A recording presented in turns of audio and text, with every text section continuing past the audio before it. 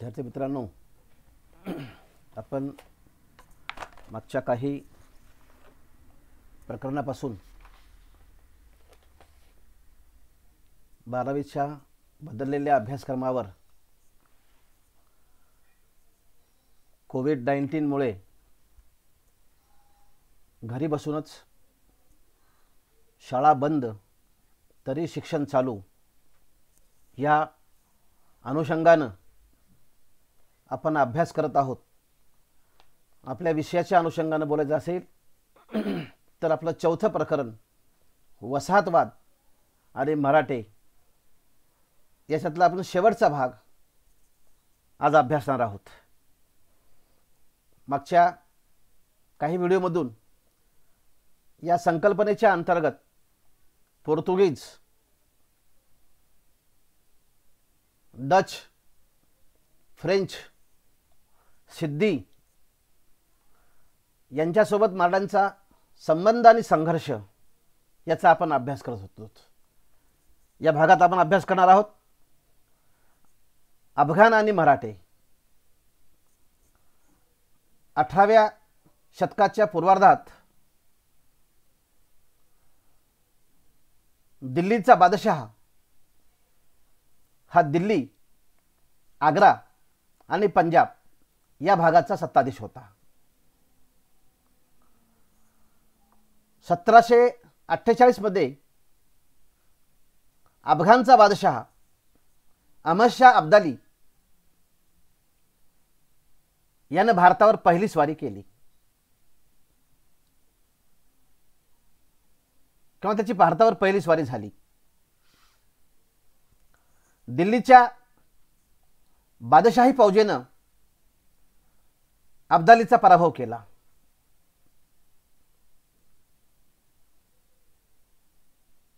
याच वेळेस दिल्लीच्या गादीवर अहमद शाह होता, पण अब्दालीच्या स्वारीच्या वेळेस अयोध्या, दिल्ली, आग्रा या परिसरातील जे अफगाण लोक होते त्या अफगाणांनी अहमद खान बंगश याच्या नेतृत्वाखाली अब्दालीला सहकार्य केलं.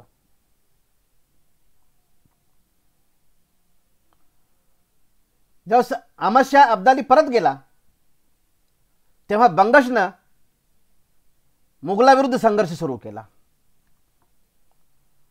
आणि या संघर्षात मुघलांनी शिंदे होळकरांची मदत घेऊन अफगाणांचा दारुण पराभव केला. अब्दाली तर पराभूत झालाच होता आणि तो पराभूत घेऊन परत गेला होता. 1752 मराठा आणि मुघल यांच्यामध्ये एक करार झाला होता. या करारानुसार उत्तर भारताचं, विशेषतः मुघलांच्या ताब्यातील प्रदेशाचं संरक्षण करण्याची जबाबदारी मराठ्यांची होती. म्हणजे अब्दालीच्या परतीनंतर मुघलांनी शिंदे आणि होळकरांच्या सहकार्यानं या बंगशला दाबून धरलं, त्याला नेस्तनाबूत केलं. आणि शिंदे आणि होळकरांनी मुघलांना मदत का केली तर ती 1752च्या मराठा आणि मोगल तहाच्या अटीमध्ये एक अटी होती की उत्तर भारताचं, म्हणजे उत्तर भारतातील मोगलांच्या प्रदेशाचं संरक्षण मराठ्यांनी करायचं. त्याच्या बदल्यात मोगल राजांनी, मोगल बादशहानं, मोगल सम्राटानं मराठ्यांना रोहिला खंडामध्ये चौथाई वसूल करण्याचा हक्क द्यायचा. चौथाई मी तुम्हाला उल्लेख केला होता की उत्पन्नाच्या 1/4 हिस्सा महसूल गोळा करण्याचा हक्क मोगलांनी रोहिला खंडामध्ये मराठ्यांना दिला. कशाच्या बदल्यामध्ये? उत्तर भारतातील मोगलांच्या प्रदेशाच्या संरक्षणाची जबाबदारी मराठ्यांनी स्वीकारण्याच्या बदल्यामध्ये. आणि नुसता हा हक्क दिला नाही, म्हणजे रोहिला खंडातील चौथाईचा हक्कच मोगलांनी दिला असं नाही, तर 1757 किंवा त्याच्या अगोदर मोगल साम्राज्यातील काही प्रदेश सुद्धा मराठ्यांच्या हवाली केले. मोगल साम्राज्यातील काही प्रदेशातही मराठ्यांना प्रवेश मिळाला. मग येते अब्दालीची दुसरी स्वारी. 1749 मध्ये वजीर सफदरजंग व रोहिले यांच्यातील वितुष्ट किंवा संघर्ष होता. या संघर्षात रोहिल्यांना मदत करण्यासाठी अब्दाली भारतामध्ये आला आणि त्यांच्यात संघर्ष झाला. पण पंजाबचा सुभेदार मीर मन्नूनं याचा प्रतिकार केला. पंजाबचा सुभेदार म्हणजे मोगलांच्या वतीनं असलेला पंजाबचा सुभेदार मीर मन्नू. याला मोगलांकडून पाहिजे तशी मदत झाली नाही आणि त्यामुळं मीर मन्नूनं अब्दालीशी करार केला, अब्दालीशी तह केला आणि अब्दाली अफगाणला परत निघून गेला.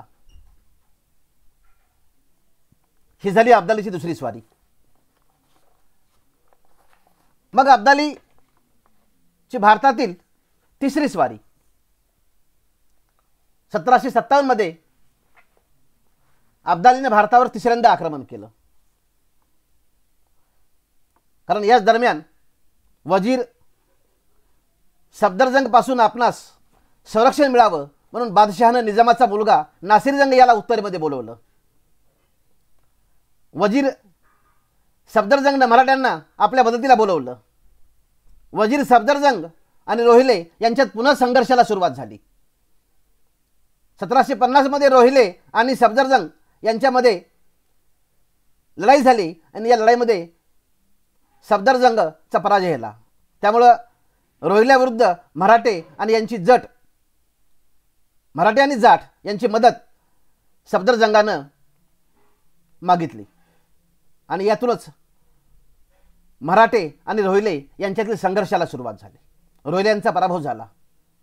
फार मोठ्या प्रमाणामध्ये रोहिले मारले गेले आणि त्यामुळं अहमदशाह अब्दालीला पुन्हा भारतामध्ये यायचं काम पडलं. 1757 मध्ये अब्दालीनं भारतावर तिसऱ्यांदा पुन्हा आक्रमण केलं.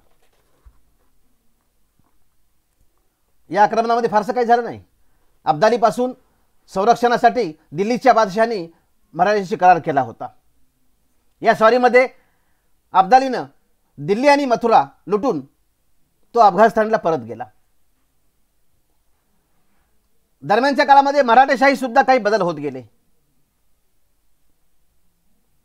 बदल असे होत गेले की यावेळेस कारण शिंदे आणि होळकरांच्या मोगलांच्या तहानुसार उत्तर भारतातील मोगलांच्या प्रदेशाचं संरक्षण करण्याची जबाबदारी मराठ्यांवर होती आणि या तहाच्या अनुषंगानं अब्दालीनं मोगलांच्या प्रदेशावर आक्रमण केल्यानंतर मोगलांच्या प्रदेशाचं संरक्षण करण्याच्या अनुषंगानं यावेळेस रघुनाथराव पेशवे यांच्या नेतृत्वाखाली मराठ्यांची फौज पुण्याहून दिल्लीकडे गेली. अब्दालीशी लढण्यासाठी राघोबा दिल्लीकडे निघाला. तो दक्षिणेतून निघाला पण तो ताबडतोब उत्तरेमध्ये गेला नाही. 2 महिने राजपुतान्यामध्येच खंडणी गोळा करण्यासाठी तो थांबला. ऑगस्ट 1757 मध्ये तो दिल्लीला पोहोचला. गेल्यानंतर त्यानं पहिल्यांदा नजीब खान रोहिल्याला पकडलं. जर नजीब खान रोहिल्याला पकडलं त्याच वेळेस त्याला जर गारद केलं असतं, त्याला नेस्तनाबूत केलं असतं तर कदाचित पानिपतच्या युद्धामध्ये मराठ्यांचा पराभव झाला नसता. पण पुढे कधीतरी आपल्याला पेशवेपदाच्या प्राप्तीसाठी तो मदत करेल या आशेनं आणि मल्हारराव होळकरांच्या विनंतीवरून राघोबानं नजीब खानची सुटका केली आणि उत्तर भारतातील राजकारणामध्ये मराठ्यांची ही सर्वात मोठी चूक ठरली असं आपल्याला पुढे दिसून येतं. दिल्ली आणि अफगाणची आसपासची सोय करण्यासाठी राघोबानं पंजाबकडे कूच केली. खरं पाहिलं तर मराठा फौजेनं दिल्ली काबीज केली होती. काबीज केल्यानंतर दिल्लीची व्यवस्था लावायच्या अगोदरच पंजाबकडे कूच केली. कुंजपुरा जिंकून घेतलं. शीखही अब्दालीच्या आक्रमणानं संतप्त झाले होते. राघोबाला शिखांशी मैत्री संबंध ठेवता आले नाही. तेही राघोबानं ठेवले नाही. पंजाब जिंकून घेतल्यानंतर पंजाब आणि दिल्लीशी काही संबंध राहू दिले नाही. अटक जिंकून घेतलं. तिथं कोणत्याही जबाबदार व्यक्तीची नेमणूक केली नाही. लाहोर ताब्यात घेतलं आणि 1758 मध्ये तो दक्षिणेत जायला निघाला. खरं पाहिलं तर हे मराठ्यांच्या पराक्रमाचं, छत्रपती शिवरायांच्या वारसदारांचं हे सर्वोच्च शिखर होतं. मराठेशाही जी सर्वोच्च स्थानावर गेली ती या घटनेनं, कारण मराठ्यांचं झेंडे अटकेपार लागले असं इतिहासकार म्हणतात. अटकपर्यंत लाहोर ताब्यात घेऊन मराठी फौजा अटकपर्यंत धडकल्या, अटकेपार झेंडा लावला. पण दक्षिणेत तो परत निघाला. राघोबा दक्षिणेत जाऊ नये म्हणून अनेकांनी त्याला सल्ला दिला, तो मानला नाही आणि परत इकडं नजीब खाननं, म्हणजे सोडून दिलेला नजीब खान यानं पुन्हा एकदा अहमद शाह अब्दालीला भारतात येण्यासाठी आमंत्रण दिलं आणि अब्दालीची भारतावर चौथी स्वारी झाली. 1759 मध्ये चौथी स्वारी करणाऱ्या अब्दालीला प्रतिकार करण्यासाठी मराठ्यांचे 2 शूरवीर सरदार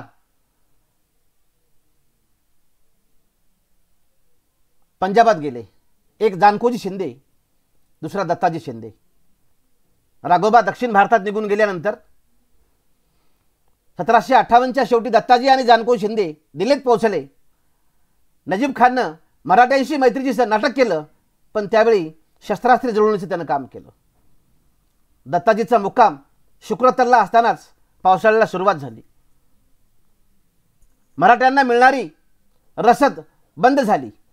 हीच संधी साधून नजीब खाननं अहमद शाह अब्दालीला भारतात बोलावलं आणि अब्दालीनं साबाजी शिंदेचा पंजाबमध्ये उत्तरात पराभव केला आणि पंजाब अब्दालीनं जिंकून घेतला. या दरम्यान दिल्लीच्या बादशाहीवर काही फेरबदल झाले.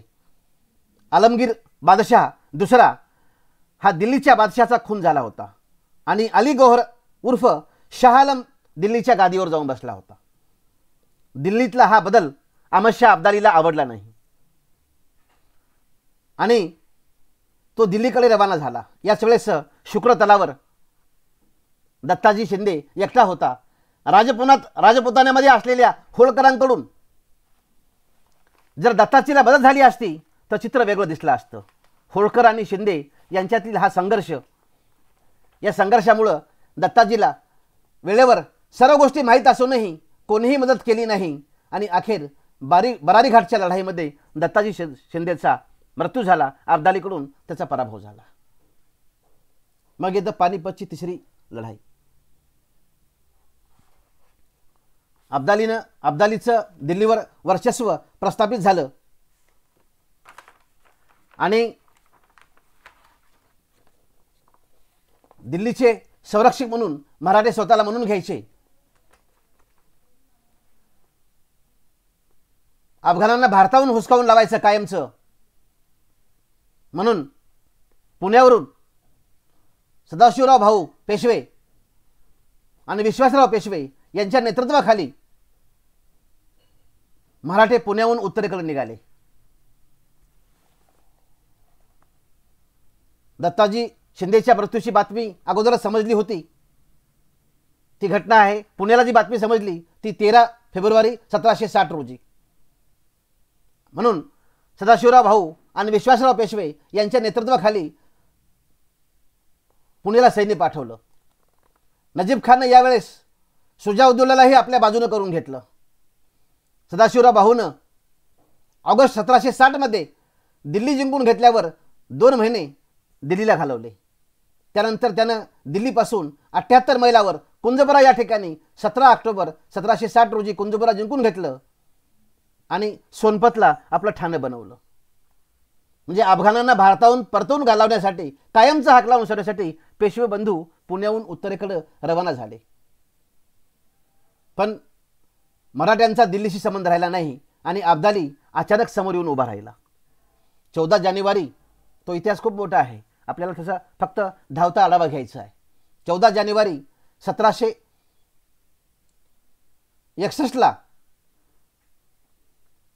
यमुना नदीच्या काठावर, त्या दिवशी मकर संक्रांत होती. 14 जानेवारी 1761 यमुनेच्या तीरावर पानिपत येथे अब्दाली आणि मराठे यांच्यात फार मोठा रणसंग्राम झाला. 14 जानेवारी 1761ला सकाळी 9 वाजता पानिपतच्या युद्धाला प्रारंभ झाला. मराठ्याजवळ सैन्य बरंच होतं, पण ऐनवेळी व्यूहरचना बदलण्यात आली. मल्हारराव होळकरांना ऐन रणमैदानातून माघार घेतली. दुपारी विश्वासरावाला, नानासाहेब पेशव्यांचा मुलगा, त्याला गोळी लागली आणि लढाईचा रंगच बदलला. सर्वत्र पळापळ सुरू झाली आणि विजयाचं पारडं अब्दालीच्या पदरी गेलं आणि मराठ्यांचा पराभव झाला. नजीब खान हा मराठ्यांचा मुख्य शत्रू, त्याला अटक करूनही मराठ्यांनी त्याला सोडून दिलं होतं. मराठ्यांनी उत्तर भारतामध्ये विजय मिळवला, पण तरी त्या प्रदेशाची पकड मराठ्यांना घेता आली नाही. मराठा आणि राजपूत यांच्यातले संबंध यापूर्वीच बिघडले होते, त्यामुळे राजपूतांचं सहकार्य मराठ्यांना मिळालं नाही. जाटांचंही सहकार्य मराठ्यांना मिळालं नाही. खरं पाहिलं तर सूरजमल जाट हा मराठ्यांचा हितचिंतक, पण कुंभेरीच्या वेढ्याच्या वेळी मराठ्यांनी त्याला दुखवलं, त्यानंही सहकार्य केलं नाही. शिखांचंही मराठ्यांशी मैत्रीचे संबंध ठेवले नाही, त्यामुळे त्यांचीही मदत मिळाली नाही. शेवटी राहिला सुजाउद्दौला, त्याला तरी मराठ्यांनी आपल्या बाजूला वळवायला पाहिजे होतं, तेही केलं नाही. खरं पाहिलं तर मराठ्यांना गनिमी काव्याचं युद्धाचं तंत्र अवगत होतं, पण त्यांनी या नीतीचा त्याग केला आणि आमने सामने लढा द्यावा लागल्यामुळं मराठ्यांचा या पानिपतच्या लढाईमध्ये दारुण पराभव झाला. अजून एक गोष्ट की या मराठ्यांच्या सैन्यामध्ये बाजार बुगणे, स्त्रिया, मुलं भरपूर होते. त्यांची जबाबदारी यावेळेसच्या मराठ्यांच्या सैन्याला पेलवली नाही. मराठ्यांच्या तोफखान्याचा प्रमुख किंवा व्यूहरचना ऐनवेळी भाऊंनी बदलली. अब्दालीमध्ये उत्कृष्ट सेनापतीचे गुण होते आणि त्या मानानं सदाशिवराव त्याच्यासमोर फिका होता. पानिपतला मराठा सैन्य असताना त्यांचा दिल्लीशी संपर्क तुटला आणि मोगलांशी सुद्धा रसद मिळाली नाही आणि परिणामी 14 जानेवारी 1761च्या या पानिपतच्या युद्धामध्ये मराठ्यांचं पानिपत झालं. हे युद्ध पानिपतचं तिसरं युद्ध म्हणून इतिहासामध्ये प्रसिद्ध आहे. या युद्धात सदाशिवराव भाऊ पेशवे, विश्वासराव मेहेंदळे मारले गेले. पुण्याला बातमी आली. बातमी काय आली? अब्दालीची फार मोठी हानी झाली. बातमी अशी आली, 2 मोती गळाले सदाशिवराव भाऊ आणि विश्वासराव त्या संदर्भात. 27 मोहरा गमावल्या. चांदी आणि तांब्याची नाणी किती गेली याची गणतीच नाही. 1 लाख मराठी तरुण या पानिपतच्या युद्धामध्ये त्यांचा म्हणजे गारद झाले. असं म्हणतात की त्यावेळेस बऱ्याच घरामध्ये मराठामध्ये अनेक विधवा दिसायला मिळायच्या. म्हणजे तांब्याची नाणी किती गणतीच नाही. तांब्याची नाणी म्हणजे सरदार आणि सैनिक असा सांकेतिक निरोप पुण्याला पोहोचला. भारतीयांसाठी भारत अशी व्यापक भूमिका घेऊन मराठे लढले. दिल्ली सांभाळणं अशक्य असल्यामुळं अब्दाली 2च महिन्यामध्ये परत अफगाणला निघून गेला. कारण मराठ्यांच्या कडव्या प्रतिकाराची जाणीव त्याला झाली की इथं आपला काही चालत नाही किंवा इथं काही आपलं नाणं चालत नाही. तो किंवा त्याच्या वारसानं पुन्हा मात्र भारतावर आक्रमण करण्याची हिंमत केली नाही. ती मराठ्यांनी भारतीयांसाठी भारत या भूमिका घेऊन लढली. त्यामुळं याची जाणीव अब्दालीला सुद्धा या ठिकाणी या काळात झाली. आणि पुढे 19व्या शतकापर्यंत इंग्रजांचं भारतावर अनिर्बंध वर्चस्व प्रस्थापित झालं. या वर्चस्वाविरुद्ध भारतीयांनी लढा दिला. भारतीय समाजातील सुद्धा काही अनिष्ट गोष्टी होत्या, त्याच्यावर सुद्धा रूढी असतील, चालीरीती असतील, रीतिरिवाज असतील, याच्याविरुद्ध सुद्धा हा लढा द्यावा लागला. हा लढा म्हणजेच आपलं पुढचं प्रकरण, त्याची आपण पुढच्या व्हिडिओमध्ये माहिती घेऊ. तात्पुरतं या ठिकाणी वसाहतवाद आणि मराठे या प्रकरणाला या ठिकाणी पूर्ण विराम देऊ. काळजीनं व्हिडिओ पहा, त्याच्या नोट्स काढा, स्वाध्याय लिहा आणि घरीच याची राहून व्यवस्थित तयारी करा. तोपर्यंत आपण या ठिकाणी थांबू. धन्यवाद. थँक्यू.